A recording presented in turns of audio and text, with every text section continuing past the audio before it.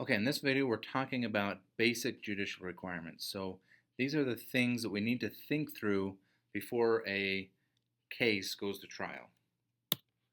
So those three basic judicial requirements are jurisdiction, which is who has authority to hear the case, venue, where will the case be held, and standing to sue, do you actually have a case that you can take to court? All right, so let's talk about each of those three things in order. First off, jurisdiction, the right to hear a case. So there's a lot of different things we need to think about with jurisdiction. A couple of the most important ones are geographic. Who has the geographic right to hear a case? So for example, if you have a plaintiff in Ohio and a defendant in Nebraska, who has the right to hear the case? Where can that case be held? And usually, plaintiffs will want to sue the defendant in their home state, in their home geographic region. And so what we have is what we call the long arm statute, which says that a court in one state can issue a judgment against a resident of another state using this long arm statute. So if I'm here in Utah and I have a dispute with somebody in Montana, I can sue that person in a Utah court using the long arm statute. Another thing to think about when we talk about jurisdiction is subject matter. So we have different kinds of courts usually. We have general courts that basically see all kinds of cases, but then we also have special courts. And so this is where you have things like traffic court, bankruptcy court, family court, where they only see cases of a certain type of law. And so, for example, you couldn't go to a bankruptcy court to get your divorce finalized, for example. Or, so in addition to being in the right geography, the courts usually also have to have subject matter jurisdiction over the case. Now, venue, this is something where some people start to get a little bit confused, jurisdiction versus venue.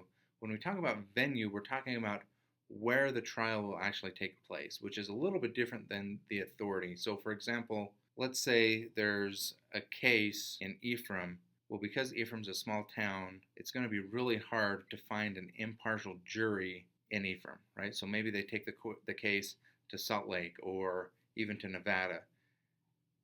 When they do that, the Utah court still has jurisdiction over the case, but because it may be hard for them to find an impartial jury in Utah, they can change the venue and hold the trial somewhere else.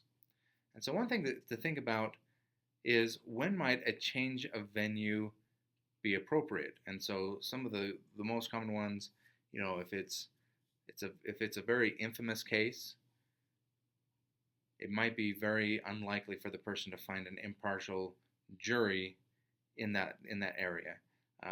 Also some other things, right? If it's, let's say it's a case against a particular group that happens to be really popular in an area, again, it might be appropriate to move the venue somewhere else. So again, venue and jurisdiction usually don't differ, except for if it is hard for that person to have a fair trial in the venue that also has jurisdiction. Lastly, we want to talk about standing to sue. So do you actually have a case that you can take to court? Now, when we talk about standing to sue, we have two things that we usually look at. So first off, do you have a stake in the case? So does this case impact you personally? Also, we have what's called we need to have what's called a justicatable controversy.